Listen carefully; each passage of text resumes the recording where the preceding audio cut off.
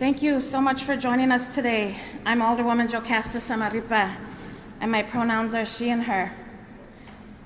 I'm joined by two Milwaukee Police Department LGBTQ+ liaison officers, Sergeant Guadalupe Velasquez and Officer Juliana Nalen, as well as MPD District Captain Raymond Bratchett.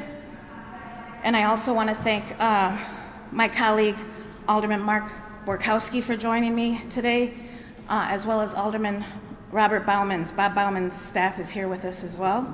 And our county partners are well represented by Supervisor Peter Bergelis. Am I missing anyone? We may also hopefully be joined by trans community leader and Milwaukee leader El Halo shortly, I hope. We are outraged to hear of the loss of a young Black transgender woman in our city. Brazil Johnson was brutally murdered here in our community on Wednesday, June 15th, just 2 weeks ago. And we come together to ask the public to help us find out who did this. It is devastating that in light of Milwaukee's recent Pride celebrations, we are once again reminded of the harsh reality that transgender Black and brown women suffer higher rates of violence than their straight counterparts, as well as their lesbian, gay, and bisexual counterparts. We can and must do better to protect our trans neighbors. Of course, we send our condolences to Brazil's family and friends, and so does Mayor Cavalier Johnson, who put out a statement yesterday for folks who attended her vigil. I'd like to read part of Mayor Johnson's statement to you now. Statement from Mayor Cavalier Johnson on the homicide of Brazil Johnson.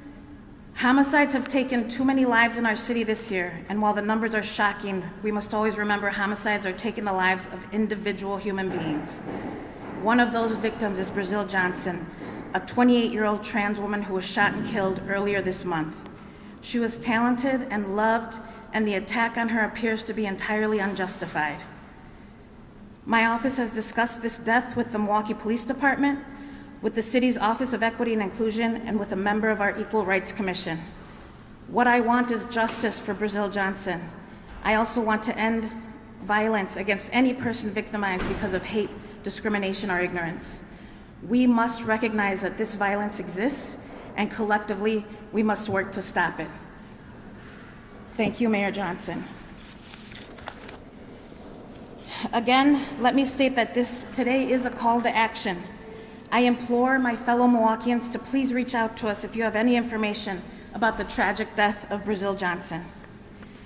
You can reach the Milwaukee Police Department with any information at 414-935-7360. But if you need to remain anonymous, there's also an option to contact Milwaukee Crime Stoppers at 414-224-TIPS. There's even an app that you can use. It's called P3 Tips. So P like police, the number 3, and the word tips. You can just search for that app. It's free, download it, and you can report it there. Now I'd like to introduce a few speakers today, and I'd like to begin with Milwaukee Police LGBTQ+ liaison, Sergeant Guadalupe Velasquez, to share her remarks. Sergeant. Good afternoon. Like the other woman stated, my name is Sergeant Guadalupe Velasquez. I'm currently assigned to the License Investigation Unit, but myself and Officer Juliana Nalen have been the Department LGBTQ+ liaison since October of 2019. I do want to thank the Alderwoman for allowing us to be here and kind of explain a little bit of our role within the department. We want to make sure that we serve as liaisons between the police department and businesses and organizations as part of the LGBTQ+ community. We hope to strengthen the relationship between the LGBT community by creating trust and confidence in the police by providing fair and professional police services. We also want to foster an inclusive environment internally and externally for the department. As liaisons, we do serve as the main point of contact for the department. We want to facilitate an overall open relationship between the LGBT community and the Milwaukee Police Department. We do want to collaborate with community leaders, such as the opportunity that the Alderwoman presented for us today, the residents and businesses to establish a more effective dialogue between the police and the LGBTQ plus community. We do also love to attend events in the LGBT plus community as representatives of the Milwaukee Police Department. You guys might have seen that some of our members did recently participate in the Pride Parade for this Pride Month. Thank you. Thank you so much, Sergeant Velasquez. I wanted to invite Captain Bratchett. Would you like to share some remarks? Thank you. Thank you. Hello, I'm Captain Bratchett. I'm the captain of District 3 where this unfortunate tragedy occurred. Currently, we're seeking an unknown suspect regarding this incident, so if anyone has information, we ask please come forward. Sometimes even the smallest amount of information can be the break that we need in these cases. So never feel like what you know won't be helpful or beneficial. It could be just what we need. And again, I just want to reiterate that please contact the Milwaukee Police Department 24 hours a day at 414-935-7360. And then you can remain anonymous as well and use the P3 Tips app or contact Milwaukee Crime Stoppers. Thank you. And now we'd like to hear from County Supervisor Peter Bergalis. Thanks, everyone. What we saw last night at the vigil for Brazil shows that the trans community in Milwaukee is in mourning. They're in pain. Given historical difficulties with the police department, I can absolutely understand the hesitation and fear about coming forward. But for Brazil, for other trans women in Milwaukee, if you know something, say something.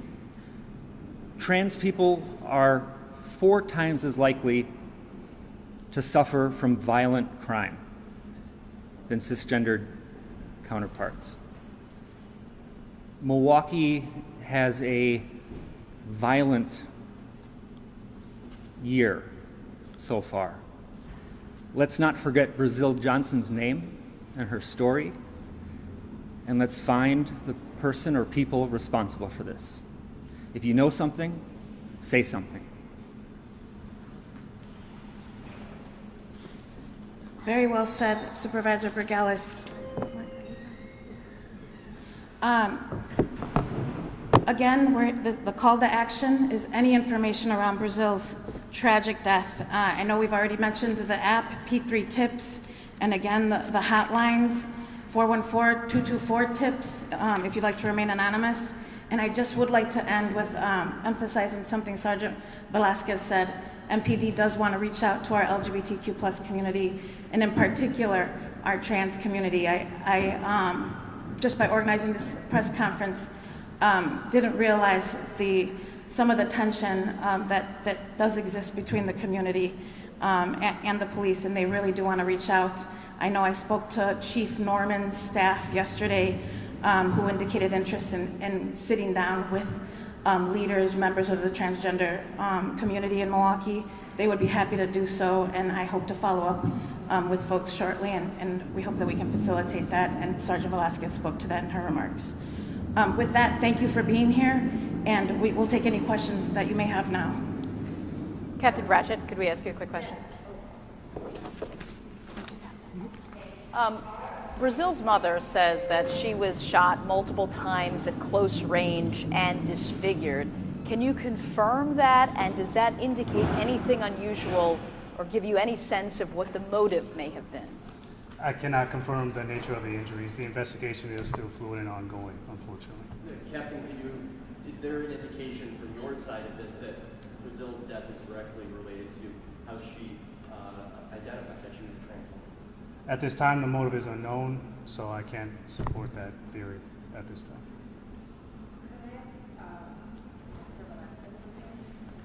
You talked about when I didn't know about that. Can you talk about when that started?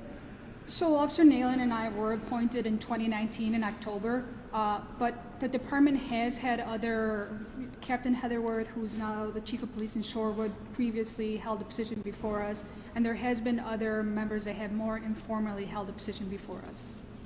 And in a crime that involves a transgender, would any of you be called out there or not really? It's not procedure per se now. Obviously, we always ask the community if there's something that they want from us. They can make the request and hopefully we can accommodate it. Is there any leads on suspects or any information about rewards possibly being given for suspects? To the police officers? I can just speak to the leads. Currently, we have none. As far as rewards being offered, I'm not aware of any in this case, at least not yet. Do you know anything yet about what Brazil was doing or led up to the deadly shooting? Unfortunately, I don't. Sorry. And thank you, Captain. I'll just add to your question. Today it did occur to me, could we offer some type of reward? Because I have been told by MPD that there are not leads right now, which is why we're holding this press conference in hopes that a member of the public will reach out with any information. You never know, one little tip could really help us to find the people who, or the person who did this to Brazil. But this thought of a reward just came to me today. I would like to reach out to other LGBTQ plus leaders and organizations to see if we could do something in hopes that we could bring justice for Brazil. Thank you for your question. Like a reward? Yes, exactly, like a reward. Had either of you ever interacted with Brazil before? Did you receive any calls maybe prior to this that there was any trouble in that neighborhood? No. Thank you all so much.